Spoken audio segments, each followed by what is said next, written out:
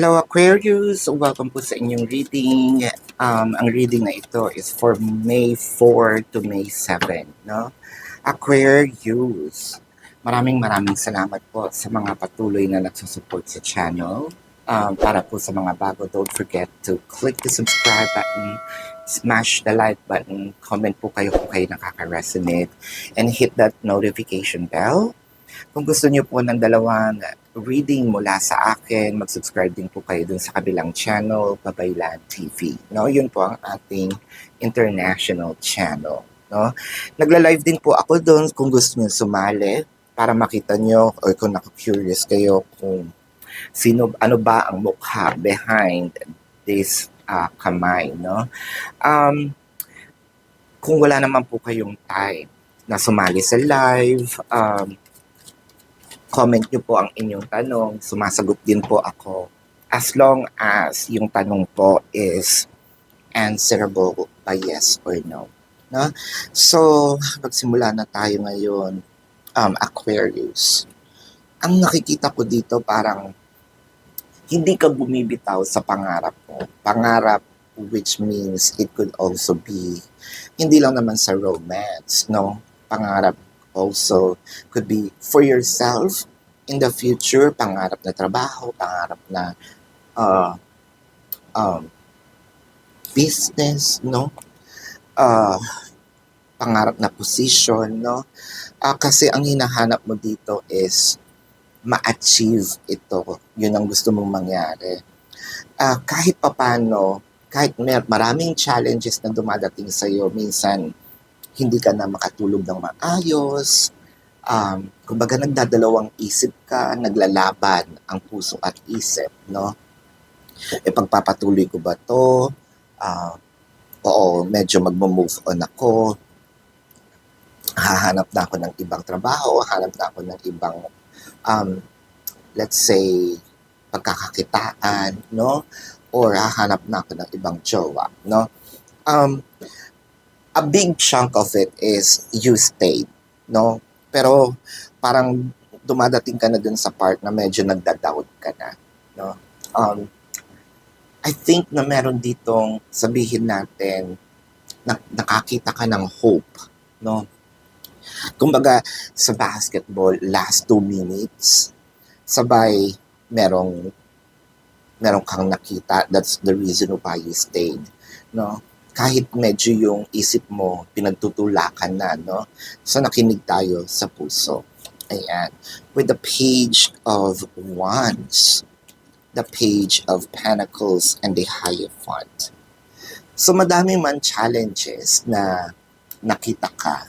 Yung kakapiranggot na hope, no? Kunyari nasa tunnel tayo, tapos sobrang dilim.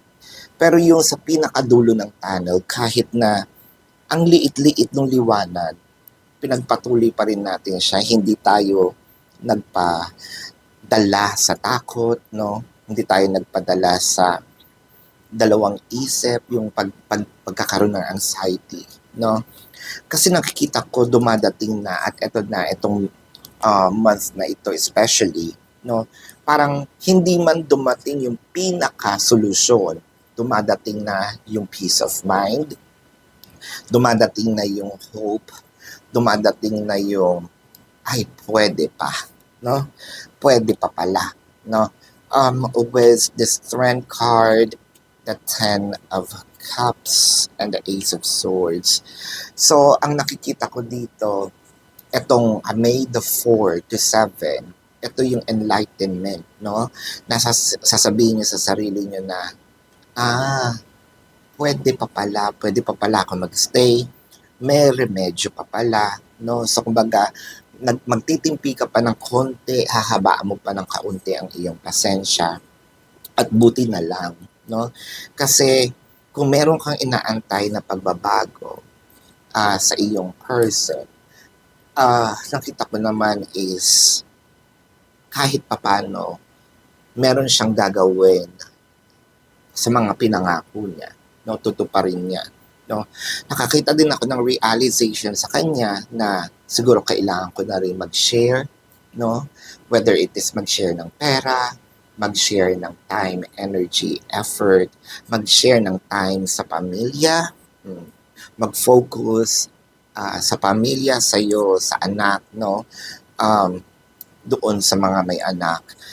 Ang nakikita ko dito is really like a victory. Mabuti na lang hindi ka agad nagsalita. Mabuti na lang hindi ka agad pumutok, no? Mabuti na lang din at nakinig ka sa iyong puso na mag-stay for a little while, no? Doon sa mga may career or merong problema sa kanilang um, trabaho, no? Kumbaga meron ka ditong hinihingi dati, it's either increase, tingin mo hindi ka nagpo-progress, hindi ka sabihin mo nag-stepping up the ladder. So parang nakikita mo ngayon na may opening. So humingi ka ng sign, no? Kapag wala pang opening ngayon, siguro aalis na ako, no? So, or kung wala pa akong bonus at hindi pa ibibigay yung bonus, no? Siguro aalis na ako. Yung iba sa inyo, siguro mapapaaga itong midterm bonus sa mga may midterm, no? With the Ace of Swords, meron ka din ditong ipinaglaban eh. I think, no, nagawan ka ng hindi maganda doon sa trabaho ninyo, kaya medyo nag-file ka ng either case sa HR or sa kapwa mo empleyado, no? Doon naman sa mga finances, mabuti na lang din. Merong issue sa finances, mabuti na lang din itinuloy mo. Mabuti na lang din hindi ka nagpadaig sa takot.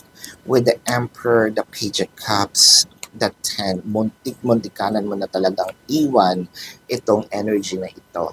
Muntik-muntikanan na. As in, gabuhok na lang. Siguro, nag-move ka na, no? Nag-move on ka na, actually. With the Four of Pentacles, the Seven of Pentacles, and the Death card.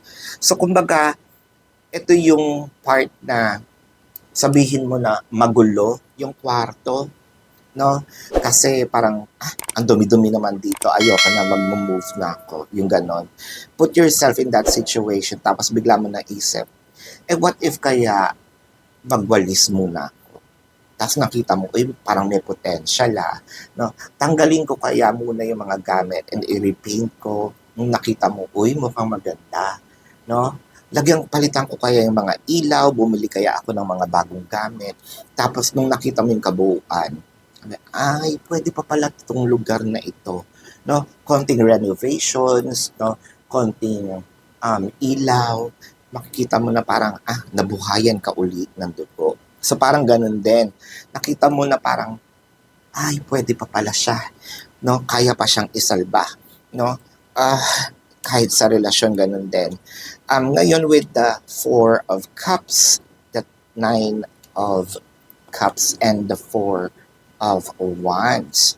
So ang nakikita ko dito, ang daming temptation kasi, no? Na pwedeng may mga offers, no? Kumbaga nakakatukso. Pero ang ginawa mo, hindi muna, no? Ang galing kasi yung pakikinig mo sa puso mo, ay yung tinatawag mo, this is a gut feeling, yung kutob, no? Actually, is sometimes mas pipiliin natin na hindi tayo maging rational, no? At maging, yung kumbaga, makinig tayo sa tinitibok ng puso kasi kahit kailan ang puso ay hindi ka naman dadalhin sa mali. Di ba yun nga ang sabi nila?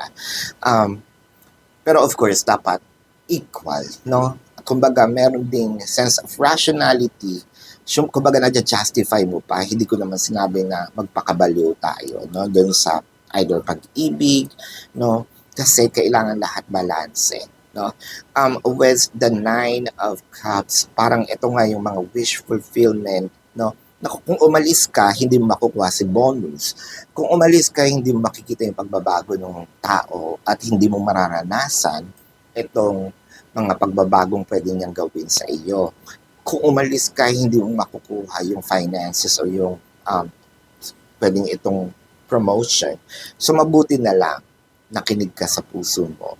Ayan. So, Aquarius, Ito ang iyong reading for now.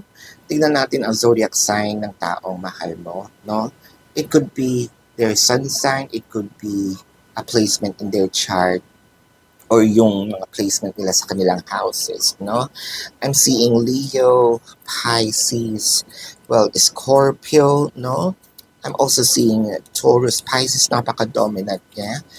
Aries, Leo, Taurus, paulit-ulit tayo doon. Cancer, ayan. So, ito ang iyong reading for now.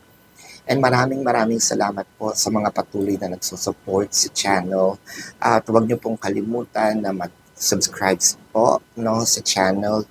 Mag-click po sa like button, comment below kung kayo nakaka-resonate, and hit that notification bell. Kung gusto niyo po ng dalawang reading sa akin, sa kabilang channel din po yun, Babaylan TV. No? Maraming salamat sa inyo. Love and light. Namaste. See you po sa susunod na reading. Goodbye.